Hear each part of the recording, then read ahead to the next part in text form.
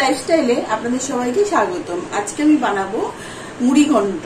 তার জন্য লাগছে হচ্ছে এগুলি কাতলা মাছের মাথা, এগুলি ভেজে রাখা আছে, নুন হলদি ভেজে পরিষ্কার করে ধুয়ে নুন হলদি ভেজে রাখা আছে, ডুমো ডুমো করে আলু কাটা আছে, আর হচ্ছে এটা হচ্ছে 10 টাকা করে একটা মশলা কিনতে পাওয়া যায়, এই সব থাকে। এগুলো হচ্ছে আমি ফোড়ন দেবো, ফোড়নের জন্য বলতে হবে বিরিয়ানি মশলা বলি এই মশলাটা দিয়ে দেয় ফোড়নের জন্য এটা।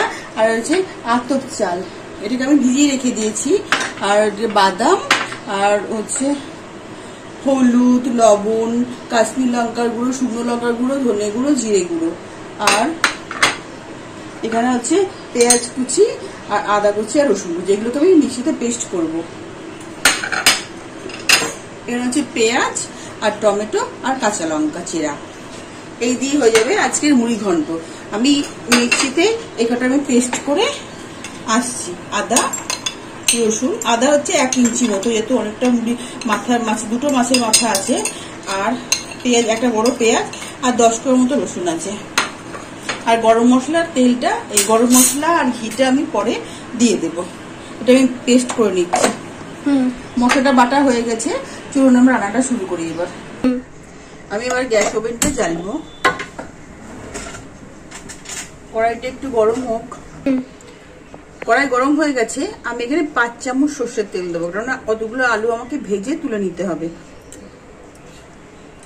5 চামচ সর্ষের তেল দিই। সর্ষের তেলটা একটু গরম হোক।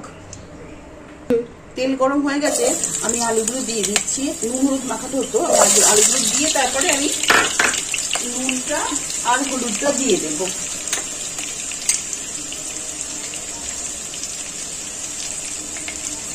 নুন হলুদ দিয়ে দিয়েছি। আমি এবার এটাকে ভালো করে ভেজে তুলে নেব, ভালো করে ভাজা ভাজা করে তুলে নেব। দেখুন আমার আলুগুলো লাল লাল করে ভাজা হয়ে গেছে। আমি এবার আলুগুলোকে এই ডিশটার মধ্যে তুলে নেব।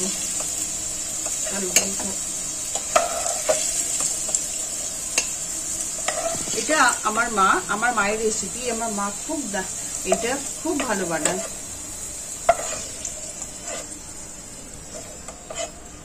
আমার আলুগুলো তোলা হয়ে গেছে।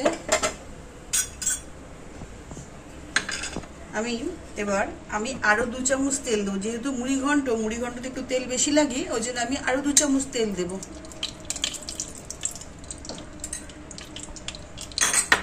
তারপরে আমি এর মধ্যে একটু চিনি দিয়ে দেব।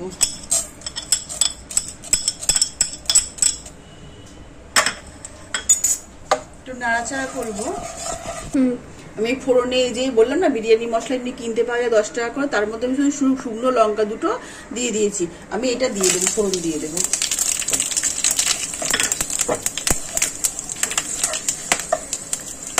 যদি আপনারা মনে করেন যে ফোড়ন ছিটকাচ্ছে, তাহলে সামান্য একটু লবণ দিয়ে দেবেন, তাহলে আর ফোড়নটা ছিটকাবে না। আমি একটু লবণ দিয়ে দিলাম। দারুণ একটা সেন্ট বেরোয়। যখনই দেখবেন যে ফোড়ন দিচ্ছেন, ফোড়নের সেন্ট না বেরোলো ততক্ষণ পর্যন্ত কিছু দেবেন না। যদি ফোড়নের সেন্ট বেরোয় তাহলে ভাববেন যে ফোড়নটা পুরো কমপ্লিট হয়ে গেছে। এরপরে আমি টমেটো দিয়ে দেব। তারপরে আমি পেঁয়াজ কুচি দিয়ে দেবো, কাঁচা লঙ্কা দিয়ে দেবো।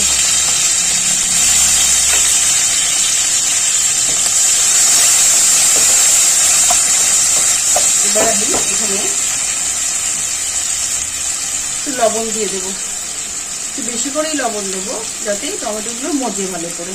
আর একটু হলুদ দেব। লবণ আমার পরে সামান্য গুলিয়ে হয়ে যাবে। আমি কি বলে পেঁয়াজ আর টমেটো ভাজা ভাজা করাতে আমি লবণ অনেকটাও দিয়ে দিলাম। এবার আমি কিছুক্ষণ ঢাকনাটা দিয়ে দেবো, তাই 2 মিনিট মতো ঢাকনাটা দিয়ে দেবো, যাতে টমেটোগুলো ভালো করে মজে যায়। দেখুন এগুলো ভাজা ভাজা হয়ে গেছে, ভাজা ভাজা হয়ে গেছে, টমেটোগুলো ভাজা ভাজা হয়ে গেছে। তখন আমি এই যে আদা রসুন আর পেঁয়াজের পেস্টটা দিয়ে দেবো। সামান্য একটু জল দেব।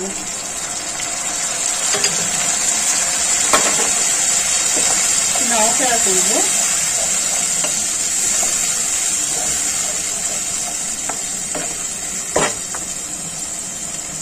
এর মধ্যে আমি ওই গোবিন্দভোগ চাল আমি ভিজিয়ে রেখে দিয়েছিলাম, এটাকে দিয়ে দেবো।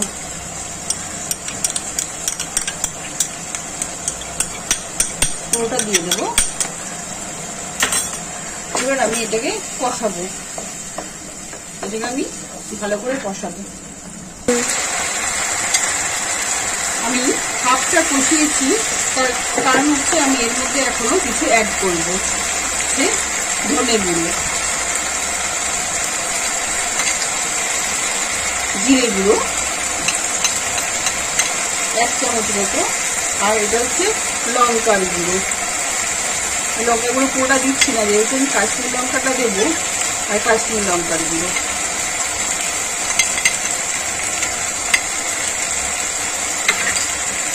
আমি এবার ভালো করে এর মশলা সব কমপ্লিট দেওয়া কমপ্লিট হয়ে গেছে। এবার আমি ভালো করে এটাকে কষাবো, ভালো করে কষিয়ে নেব। তারপরে এর মধ্যে আলুগুলো দিয়ে দেবো। দেখুন মশলা থেকে তেল ছেড়ে গেছে। আমি এবার কাটা ডুবো ডুবো ভেজে রাখা আলুগুলো দিয়ে দেবো। এবার নাড়াচাড়া করবো। আমি ভেজে রাখা বাদামগুলো দিয়ে দেবো। আমি আর একটু কষাবো, এই আলু আর বাদাম দিয়ে পেঁয়াজের সাথে একটু কষাবো, ভালো করে কষিয়ে নেব।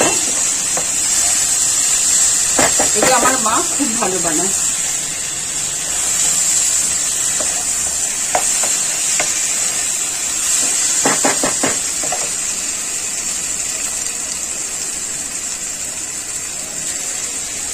এবার আমি কষানো হয়ে গেছে, আমি জল দিয়ে দেবো।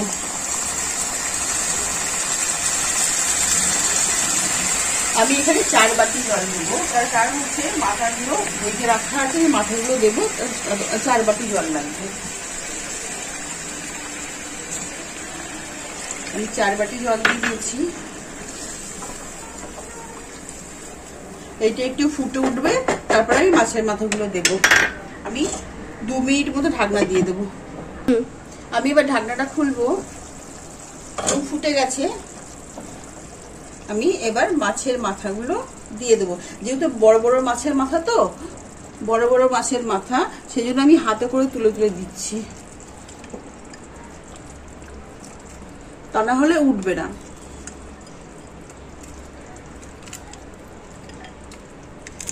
পুরো মাছের মাথাগুলো দিয়ে দিলাম। আমি এবার নাড়াচাড়া করবো। দেখুন আমি মাথাগুলো ভালো করে দিয়ে দেব, মানে জল এই যে রসটা আছে রসের মধ্যে ভালো করে চুবিয়ে দেব, গ্রেভি গ্রেভি। তারপরে আমি এবার আর একটু সামান্য লবণ দিয়ে দেবো, কেননা তার কারণ হচ্ছে আমি লবণ একবারে তখন দিয়েছি, এখন অল্প সামান্য লাগবে। আপনারা আপনাদের স্বাদ মতো দেবেন। আর সামান্য একটু হলুদ দেব।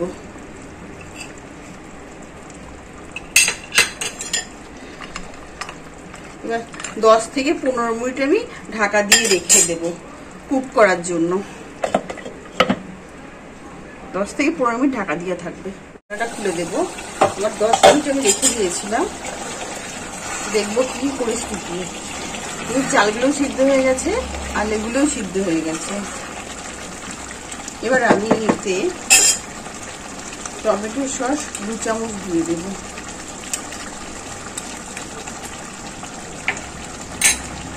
চিনিটা ফোড়নেই দিয়ে দিয়েছি, তাই আমার এখানে চিনি লাগবে না।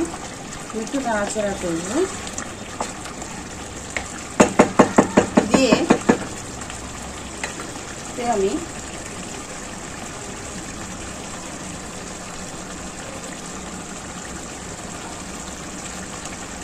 গরম মশলা গোলা আছে, গরম মশলাটা দিয়ে দেবো।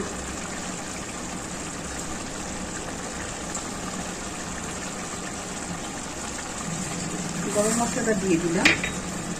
তুমি আরো একবার নাড়াচাড়া করবো। আমি এবার সিমে দেবো, একটু সিমে দিলাম।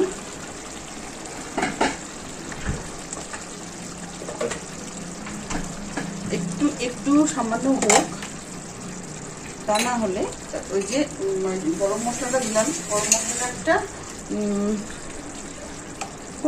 গন্ধ ছাড়বে। আর এটা যদি একটু 2-3 মিনিট হয় তাহলে গন্ধটা থাকবে না।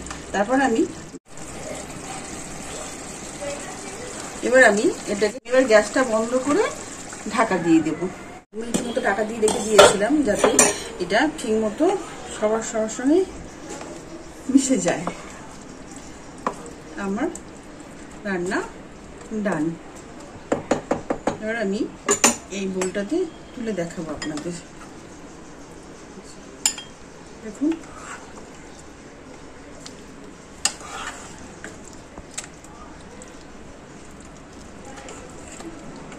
দেখুন তুলে দেখাচ্ছি। দেখুন আলুগুলো, চালটা পুরো সব সিদ্ধ হয়ে গেছে। দেখুন আমার মুড়ি ঘন্টটা দারুণ হয়েছে। যদি এই রান্নাটা আপনাদের ভালো লেগে থাকে তাহলে লাইক, শেয়ার এন্ড সাবস্ক্রাইব করে দেবেন প্লিজ।